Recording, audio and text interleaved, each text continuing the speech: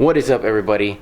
Rez back here again, and today I'm going to be going over a little bit of what it's like to be owning, pretty much how it's been like owning my 2015 F80 M3 for about a year and a half, give or take, and the things that I've done throughout that time that kind of have made my experience a little bit better, and just an overall pretty much little mini review of the car without going into too much. So we're just gonna kick it right like that, going right into it. The first thing that you can see very clearly as you go throughout the outside of the car is gonna be, we got the front lip. It's an RW carbon Veris front lip, and then we have our carbon fiber kidney grills right there. And then if you can see on the inside, that power strut brace or whatever you want to call it, I don't know what it's really called, but I actually went ahead and wrapped that. There's a little bug in there too, stuck in there from my last video, but I went ahead and wrapped that red. Yeah, you can, it's not the best job, but you can't really tell from very far, so it kind of gets the job done. And then later on the line I'll probably get it like powder coated. Going back across the car, you can see the next thing that's very apparent in this car is going to be the Forge Stars, because I had them done in a like a gloss red color. They're dirty as hell right now, but don't pay no attention to that, because just don't pay attention to it. They're pretty dirty, but they're Forge Star F10Ds in the concave, pretty much concave style. They don't have the super deep concave for these, but that's all right. They're directional wheels. And they're wrapped in the front. I have them wrapped in some 275 30s, Hankook Ventus V12s, and in the rear they're actually wrapped in the same tire, just 295 30s around. The front is a 19 by 9.5, and the rear is a 19 by 11. Going back through the rest of the car, you can see right here we have some Aaconcepts aggressive side skirts. You can't really see them too well just because of the color of the car and everything, but you can see they pretty much come out, focus, pretty much come out a good ways from the car. Some people don't like them. I really like the aggressiveness that they bring to the car, just sticking out that far back. Going on into the interior of the car, I made a separate video for my M lights, which you can't really see that well because of the lighting. But going into the inside of the car right here, you can actually, we'll try to focus it in right here, but I actually got this steering wheel, which I'm gonna pretty much, let me just hop in here. Right there, as you, hey, going into the inside of the car, the glare's pretty bad, but we have this steering wheel that I actually purchased off of eBay. This guy makes them there. I'll probably link him down below. About 540 bucks, $40 more for shipping. He hand makes them.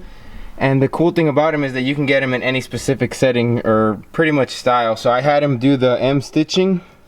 It's leather on the bottom and the top. Got the Alcantara sides, nice and grippy, nice and beefy steering wheel with the red stripe down the middle here, as you can see, something that I really liked. And then I went ahead and I got these carbon fiber paddle extenders in the red carbon fiber, just because I'm doing like a red theme, if you didn't notice by my bright ass red wheels. So that's just something that I actually have it set to. That's something that I like from the interior that I've done.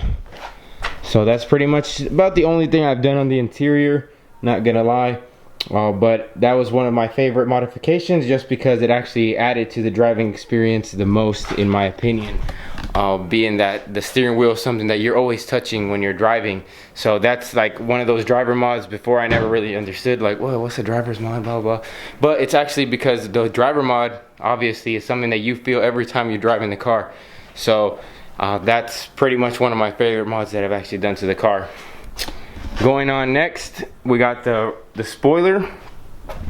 I know that I had previously done a video on this spoiler, just because I installed one that I had bought from eBay. Not the best fitting, probably give it like a 7 out of 10, but for 100 bucks you can't really beat it. But I actually got this one from one of my friends that runs a company called Gatesinnovations. I'll probably have him linked down below as well. And it's actually the high kick variant of that same style spoiler, and I like it because it's just way more aggressive than the one that I previously had on there. Actually going up, as you can see right here, it goes out quite a bit there. Then I don't know if you're going to be able to see this very well. The bottom portion here But at the bottom I actually have this carbon fiber diffuser here, which you can see right there.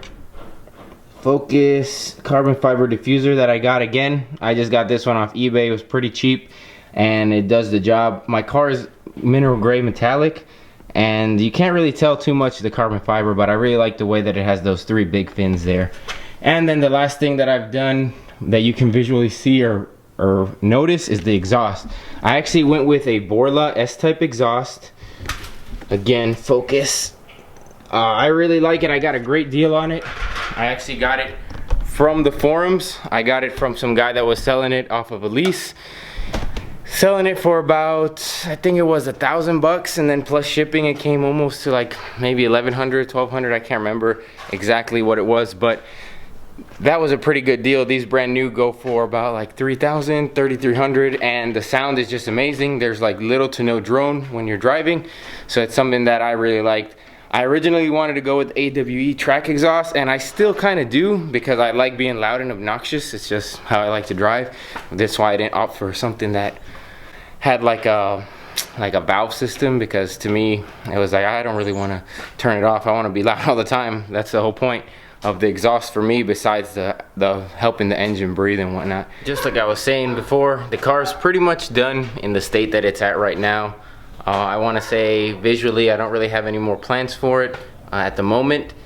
However, I do want to make another video because I am tuned on boot mode. I actually got that done with my stimulus check, putting my money right back into the economy.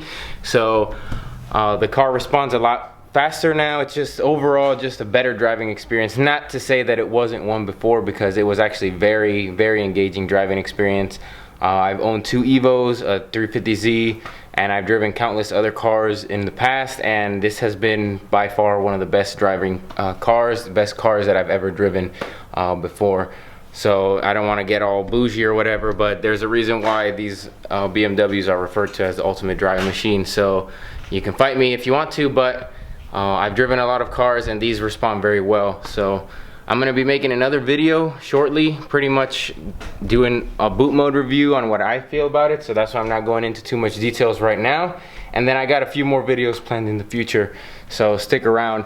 But overall, briefly, just going over the little bit of modification stuff. The car handles great, drives great, very comfortable compared to some other cars that I've had in the past. And overall, there are some cons that come with it, which I'll go more into details later on. This is just kind of like where I'm at right now with my build. And so pretty much the bottom line is that I really do enjoy the car, and I would recommend it to anybody that pretty much has this in mind, whether it's an M3 or an M4. I went with the M3 just because I like the way the flared rear hips look, as you can see right back there. So I like the way they look compared to the way that the M4s sit. However, I would recommend it as a car that you should buy, and then later along the line I'll do an actual proper review with some driving clips and whatnot, just so you can kind of get more into it. But I would recommend this car to anybody looking for a performance sedan of that sort, and if this is in their price range. So other than that, if you enjoyed the video, please drop some comments below for some feedback. Comment, like, and subscribe, and then we're gonna have more coming in the future. All right, thank you very much. All right, Rez out.